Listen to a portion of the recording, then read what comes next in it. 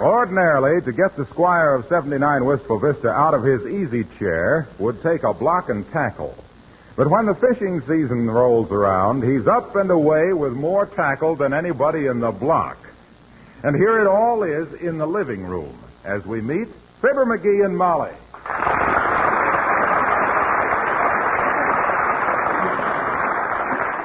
McGee, sweetheart, must you have all that fishing stuff here in the living room? Can't you take it out on the porch or someplace? Why should I take it out on the porch? Oh, just for aesthetic reasons. That basket and those rod cases and boots and stuff, it's all faintly reminiscent of last year's trout. You mean it? It certainly does. Well, I just wanted to give it the once-over. Be sure it's in shape for the new season. I'm going to land old Muley this year if I have to dynamite Lake Dugan and sift the mud through a mustache cup. Well, maybe I spend too much time polishing my diamonds and going to the opera to be up on the things that really count, but who's old Muley? Who's old Muley? My gosh, woman, old Muley's the biggest, sassiest, toughest, smartest, rod-breakingest bass in Lake Dugan. And I'm out to get him this year. I hope you do it, dearie. That sardine you brought home last year was... What do you mean, sardine? That was a perch. Well, it never should have been taken out from under the canary. I just had bad luck last year's all. That's fisherman's luck. Good one year and bad the next. You must have about 14 good years coming then. I don't remember you ever bringing back much but wet feet and sunburn and excellent reasons why they weren't biting. Oh, I do all right, baby. If I was a dub at it, the fish would come right up to me. But they know they got an experienced angler to deal with, so they keep away, see? Is that it? You bet that's it. And if old Muley don't... What's the matter?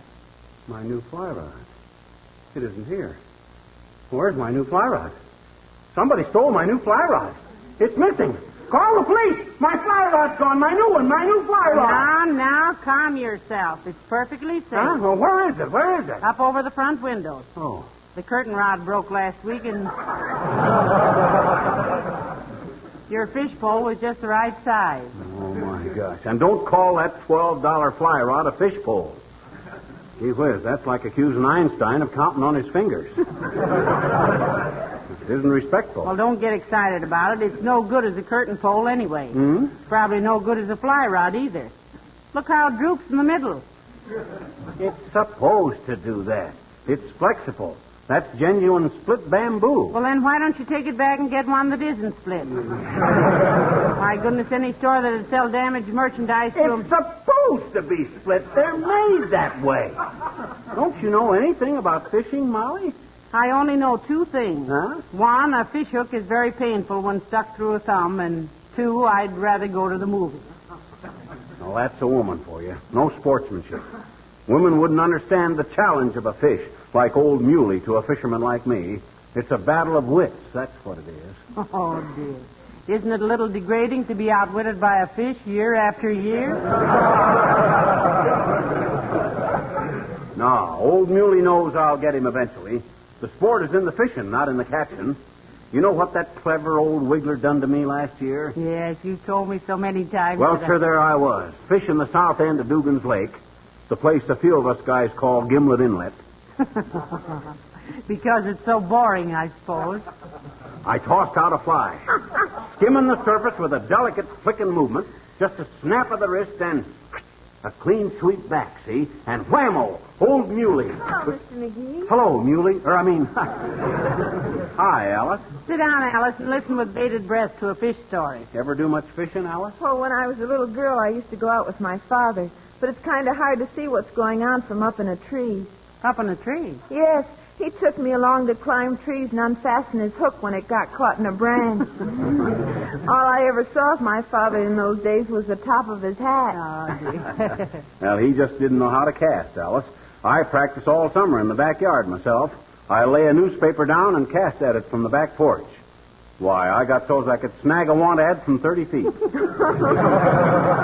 Yes, you really made history, McGee. What do you mean? I think you're the first man who ever swat a newspaper with a fly. Shall I do that again?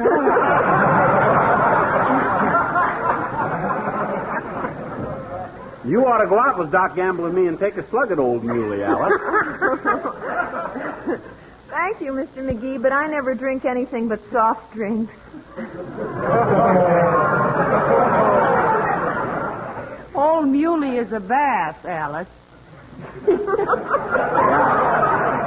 He lives at the bottom of Lake Dugan. Yeah. Until he gets laughing so hard at the fishermen, he has to come up for a breath of air.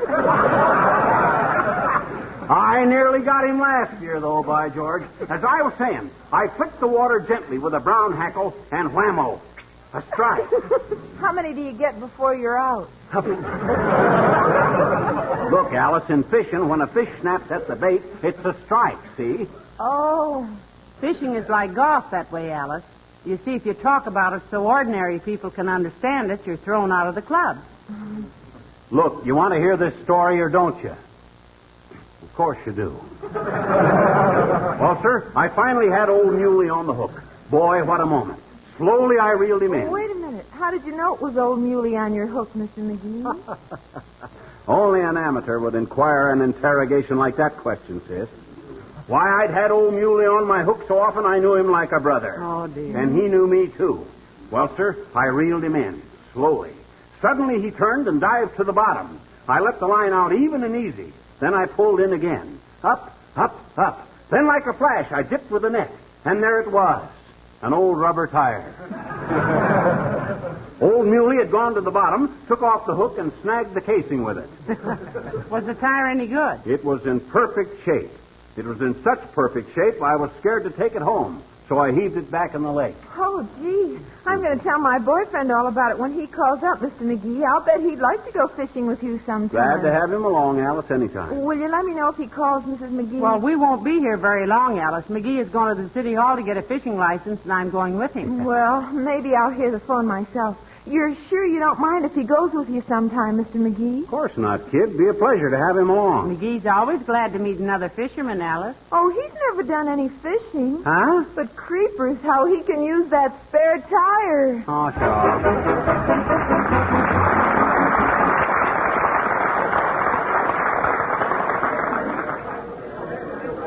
Where do you get your fishing license, McGee? Right down the hall here at the license bureau. Boy, I get more of a bang wandering around the city hall here than anybody put together. First time I ever came here, I didn't come to squawk about something. That's why they call this the seat of government. Huh? Everybody comes down here to kick. Remember when I was on the grand jury, Molly, and I didn't get home for 3 weeks? Yes, and I'll never forget how worried I was. Because I was locked up in a hotel room every night? No, somebody told me it was a hung jury, and I didn't know what they were hanging you for. Oh, well, we didn't... Oh, look, McGee, isn't that Mr. Wellington coming up the hall? No, that ain't his brother. And look at that strut.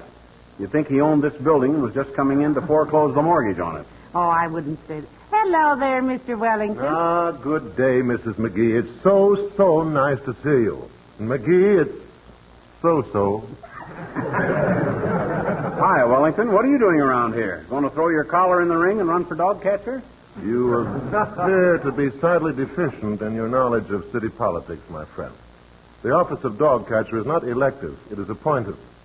My nephew has been the incumbent for many years. Perhaps you know him, Harry Barkwell?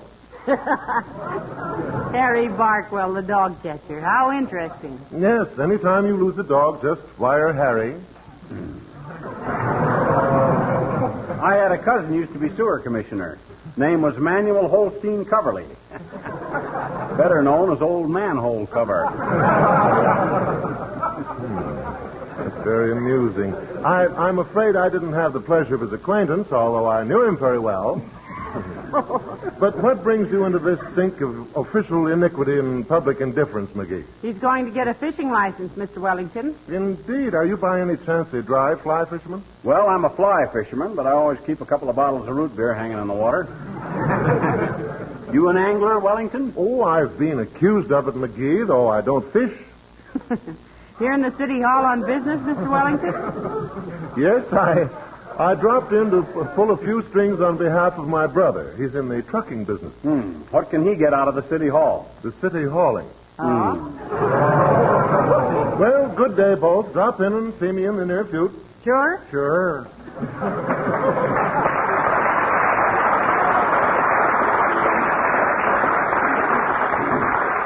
nice guy. Did it ever occur to you, Molly, what a wonderful stranger he'd make? Oh, I rather like him, McGee. He's so well-read and all. Well, he ought to be well-read. His old man was a bookmaker. Well, come on, Molly. Here's the license bureau right here. Oh. Heavenly days, what a mob. Why, look at the people in front of the window I want to get to. That's the longest fish line I ever saw. Come on, Molly. Let's get out of here. Wow. Now, what's the matter? Aren't you going to get a fishing license? Sure I am, but I'm not standing in that line all day. I'm no peasant. I got some influence in this joint, and there was never any better time for me to swing it. Who do you know in the city hall? Who do I know?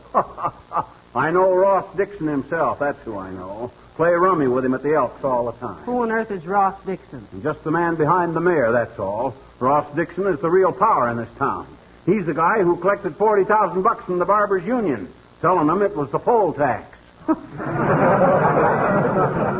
Sounds like a fascinating personality. What's his official title? I don't know, but you just mention Ross Dixon to any ward heeler in town, and he'll start shaking so hard you could mix a double malted in his hip pocket.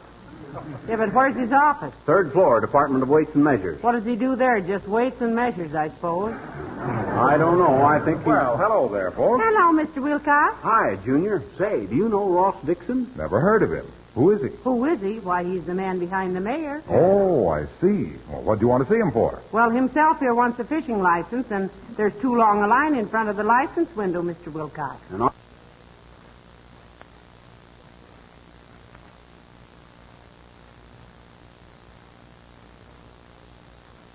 I don't stand in line for anything, Waxy. That's for the peasants. I'll be home cleaning my fish before those lindheads get up to that window. Well, I think you're being very silly, Fibber. You ever hear of Johnson's Car New? Ain't saying I have and I ain't saying I haven't. And he ain't talking loud enough to be heard in Racine, either. Besides, what's Johnson's Car New got to do with the subject? Well, it's simply a case of doing the best job the simplest way, that's all. You hate to stand in line, so you start making things complicated for yourself. Oh? Some people put off polishing their cars, not realizing how simple and easy it is with Johnson's Car New. Yes? They don't realize it cleans and polishes in one easy application. Just spread it on, let it dry, wipe it off, and there you are, shining like new. Why, these days, even an automobile has to keep up its morale. And with cars, morale is spelled C-A-R-N-U. Well, happy fishing, pal. Well, thanks, Junior. Glad to have you come along sometime. You know, we haven't been fishing together since Dewey took Manila. Did Dewey take Manila? Huh? Gee, that won't hurt his campaign a bit, will it? So long, pal.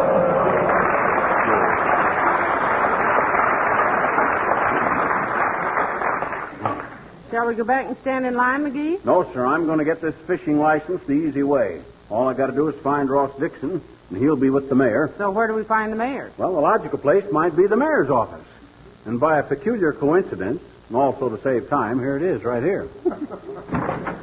Yes, sir? Is the mayor in, sis? No, sir. He's officiating at the opening of the new shirt factory on 14th Street, sir. How? By breaking a bottle of bluing over the cornerstone? No, he's going to hide the first pin in the first shirt. Well, where can we find Ross Dixon, sis? Oh, he's with the mayor, sir. He was afraid his honor wouldn't know which end of the pin was sharp. Oh. Will they be back soon? Almost any minute, madam. The mayor is addressing a political meeting in half an hour. I'm just fixing his speech now. Fixing it how? Well, he made several definite statements, which, of course, is a terrible mistake, politically. Oh, I see what you mean. Yeah, that guy has carried water on both shoulders so long he gurgles when he walks.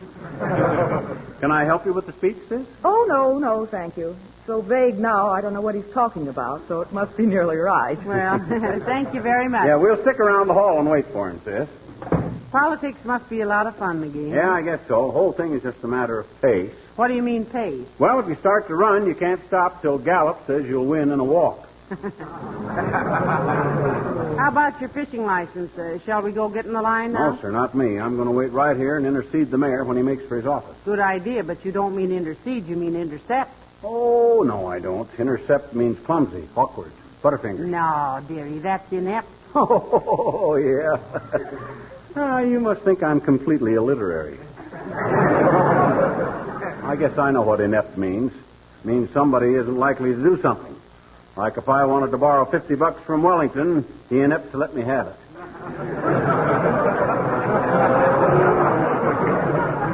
Well, I don't like to argue with you, dearie, but in that case it would be isn't apt. He isn't apt to let you have it. No, I'll say he isn't. Last time I tried to borrow... Hey, then what does interseed mean? Well, let's break it down now. Inter means between. And seed is something you plant, so interseed means between plantings, which means wintertime. My gosh, if we got to wait here all summer and fall for the mayor, we never... Look, McGee, here comes Beulah. Oh, Beulah! Beulah! Well, for goodness sakes, my people.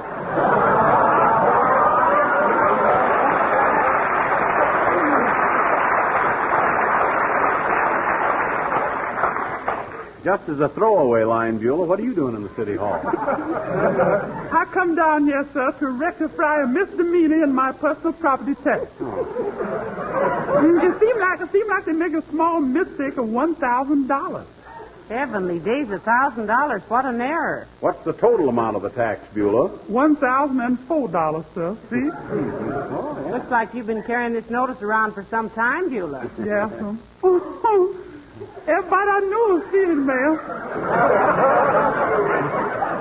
And socially, I've moved up several brackets. Well, the whole mistake is they got the decimal in the wrong place, Beulah. Say they got the which?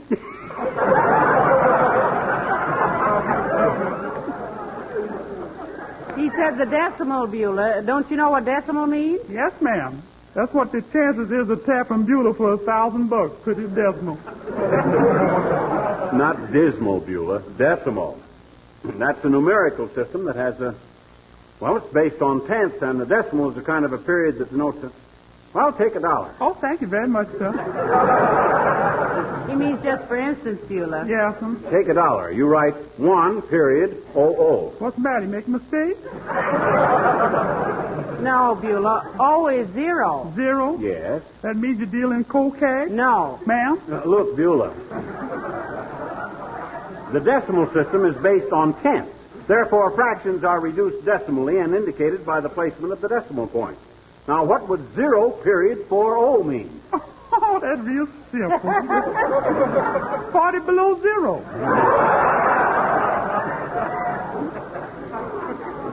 Oh, no, Beulah. The decimal system has nothing to do with temperature. No, ma'am, I don't think it's so hot either. I guess I just stick to the old-fashioned gazinta system. 2 gazinta 4 and stuff like that. Yeah, it might be simpler at that, Beulah. That's why Arabic numerals are more practical than Roman. Why, McGee? Easier to handle. The Romans did their figuring with chisels. We do our chiseling with figures. Did you with the mail?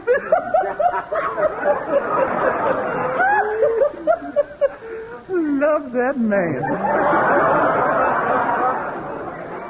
Well, now, look, Beulah, maybe next year when you get the form to make out your personal property tax, you better get Mr. McGee to help you with it. Sure, be glad to, Beulah. Oh, you're very kind, Miss McGee, but that's how this got all undecimal. Hmm? You helped me this year, remember? Oh.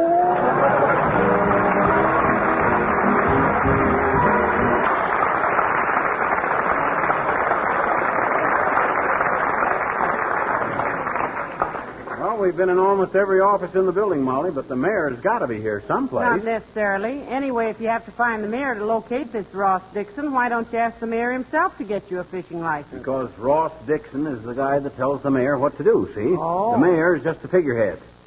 Except that he's got no head for figures. I still think it would be simpler to go back to the license bureau and get in line with the common people. No, sir. Dad dreaded I'm going to get that fishing license the easy way if it turns out to be twice as hard as the hard way. I never... Oh, hi, Doc. Hello, McGee. Hello, Molly. Hello, Dr. Gamble. What are you two taxpayers loafing around the municipal building for? Trying to sell your vote? Why, Doctor, you know we wouldn't sell our votes, would we, McGee? The very suggestion is insulting and preposterable. And the price is too low anyway. What are you doing down here, Doc? City revoking your license? Oh, why should they, McGee? Dr. Gamble knows more than any doctor in town. Horse feathers. You could take everything he knows and write it on the head of a pin with a dull hatchet. What are you doing here, Doc? I am a member of the Board of Health, Snoopy. Oh. You know what health is, I suppose. That's what people are always drinking to just before they fall down. Now, may I ask just what are you doing here? He's getting a fishing license, Doctor. I swore I was going to get old Muley this year, Doc. Remember old Muley out at Dugan's Lake? What? You get old Muley? Why, that bass has got more brains in his dorsal fin than you've got in your entire carcass. Oh, yeah? Yeah. Just because you couldn't keep him on a hook long enough to get your line wet? Don't hand me those sour grapes, you big rum-dum. Now, McGee. I could catch more fish with an umbrella handle and a bent pin than you could snag by draining Lake Erie. Now, look here. Why, you insufferable little braggart. The only successful fishing you ever did was for nickels with chewing gum on a stick through a sidewalk grating. Is that so? Yes, that's so. What repartee? Why, you egotistical, egocentric egghead, you couldn't trap a 12-pound salmon in a 2-gallon keg with a tennis net. You're a fake on a lake with a wet smack with a dry fly. Oh, look who's talking. Why, I've caught more fish with a piece of red flannel underwear than you ever bought and sneaked home from the corner market. You got as much chance of catching old Muley as I have of winning the Pulitzer Prize for the longest chain of paper clips. Why, you... Hey, Doc. Yeah? You know Ross Dixon? Yeah, very well. Why? We've been looking all over for him, Doctor. McGee wants to see him on business. Well, you don't have to look far, McGee. He's right across the hall here. I was just talking to him. Oh, my gosh. Well, thanks, Doc. You're a pal. Anything for a friend, my boy. Come on, I'll show you where I left it. Oh, fine. Oh, well, it almost looks like mission accomplished, doesn't it, McGee? It's in the bag, baby. I'll show you how it pays to know people in the right places. In here, Doc? That's right in here. Fine. Heavenly days.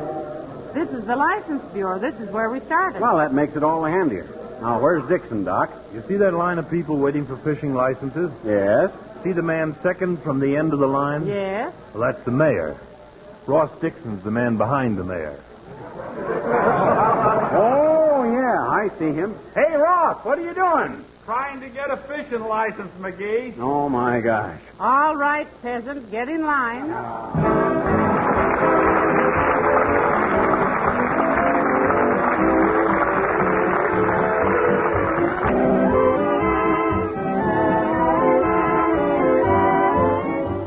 I told you we should have taken a streetcar home, McGee. That cab was horribly crowded. Well, I was all wore out from tramping around that city hall. They shouldn't put that many people in a cab. Did you hear me give that taxidermist a piece of my mind? That what? That guy in the red cap that lines up taxis for people. What did you call him? Taxidermist. He stuffs taxi cabs. Oh. Good night. Good night, all. Wax and John.